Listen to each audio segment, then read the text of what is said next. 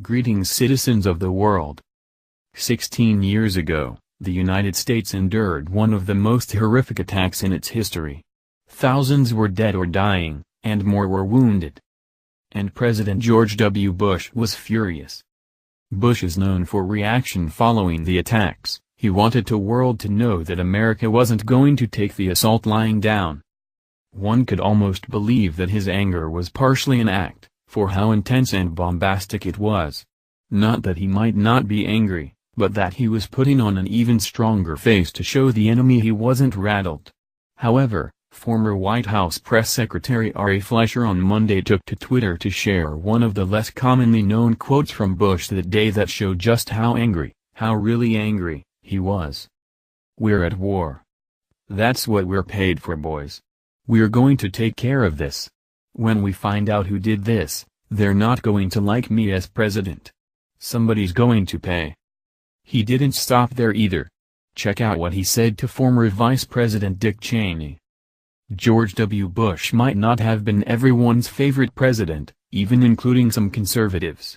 However, there is one thing that no one can reasonably question about his tenure in office: his love for this country. When enemies hurt the thing that he so loved, he was angry. He was furious. The attacks of 9/11 represented a watershed moment for the United States of America. That day that showed the world, publicly, that the United States could be hurt. It was horrendous. Conversely, it showed exactly what would happen if you tried to hurt the United States. Her people would band together and make her enemies feel the displeasure of the most powerful nation on earth. It's hard to fathom, even after it happened, that an attack of this magnitude could happen on U.S. soil. This is our country, darn it. We have a just God and the Second Amendment empowering us to a level of safety and security coveted by billions. But it did, and when it did, we had the right president at the helm. Can you imagine what Al Gore would have done if this happened? He'd blame the thing on climate change. Or former President Barack Obama? He might have apologized that the towers were in the way, or that the United States had somehow brought the attack upon itself by not being tolerant of radical Islam.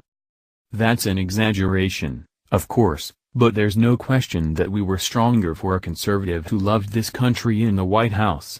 We needed leadership. I'd be willing to be president. Donald Trump would have risen to the challenge, too. What do you think about Bush's